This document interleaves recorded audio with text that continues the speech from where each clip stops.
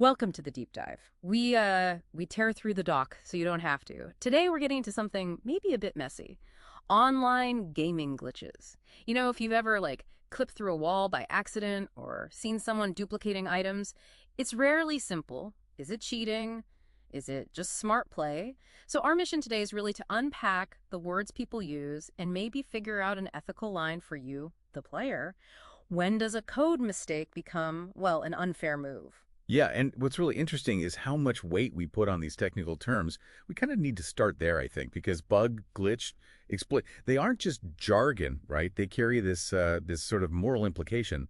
The word you choose, it shapes how you justify what you're doing. Okay, let's break that down then. Because people do use them interchangeably all the time, but they shouldn't. So what's the real difference? Like technical slip up versus deliberate foul play. Right, so the bug, that's your starting point. It's the actual error in the programming, the source code. That's the why the game's acting weird. Then the glitch, that's what you actually see. Yeah. The symptom, the car stretching, the wall you fall through, it's the event itself. Okay, got it. Bug is the cause, glitch is the effect.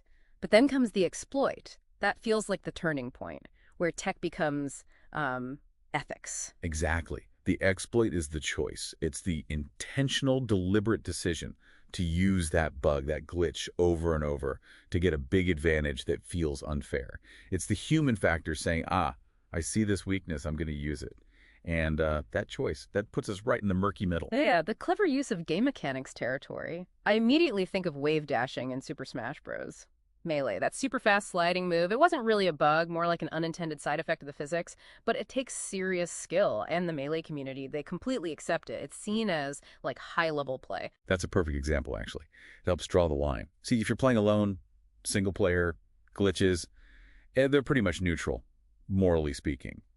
It only affects your game, your experience. Sometimes people even call them happy little features, you know? Right. But the instant you bring another player in, multiplayer, everything changes. There's suddenly this unspoken agreement, a social contract. Precisely. And exploiting glitches there, that's almost universally seen as bad form. It violates the spirit of the game. It creates an uneven playing field, undermines the whole point of competing, and honestly, it can really damage the community's trust. Okay, so if exploiting is the worst, can we sort of map this out?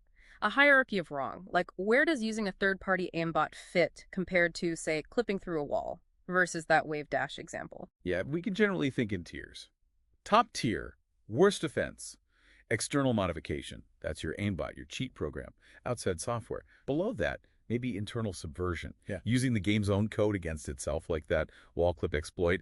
And then the mildest, perhaps, is that novel application, the clever use, the wave dash, something unexpected the code allows, but maybe wasn't the intent. To really see how much impact a simple coding flaw can have, we should probably talk about that classic case study, the corrupted blood incident in World of Warcraft. That was back in, what, 2005? Oh, yeah. Yeah. That was wild.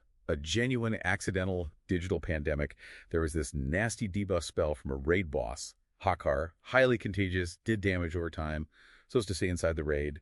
But there was a flaw. Player pets could catch it, not show symptoms, and then players summon their pets in the big cities. And it just spread like wildfire, uncontrollably. It was such a weirdly accurate simulation of a real-world outbreak that I remember at the CDC, the actual Centers for Disease Control, got interested. You saw it all. Players trying to heal others, total panic, and yeah, you also had the griefers, people intentionally getting infected just to spread it. It's a perfect illustration, really. The immorality wasn't in the faulty code. It wasn't the bug itself that was bad. It was how it impacted competition, how it broke that unwritten social contract. It became immoral because of a social context. Players are always juggling two sets of rules, the official terms of service from the developer, and then the community's own sense of fair play. So the glitch ends up being like a mirror, doesn't it? Holding it up to the community shows you what they really value, what lines they'll cross. Which brings us to a final thought for you to chew on. Think about a game like Fallout 76. It had huge problems with item duplication glitches. People could copy rare gear endlessly. It basically wrecked the player economy, making legitimately earned stuff almost worthless. Now, the developers could ban players, sure, but one of their most potent tools was the progress rollback, winding back characters, taking away ill-gotten gains. So here's the question. If the real point of playing these games is your time, your investment, your progress, what's the bigger deterrent? Is it the fear of losing all that progress in a rollback, or is it just the fear of getting banned? Something to think about next time you stumble across a weird glitch in your game.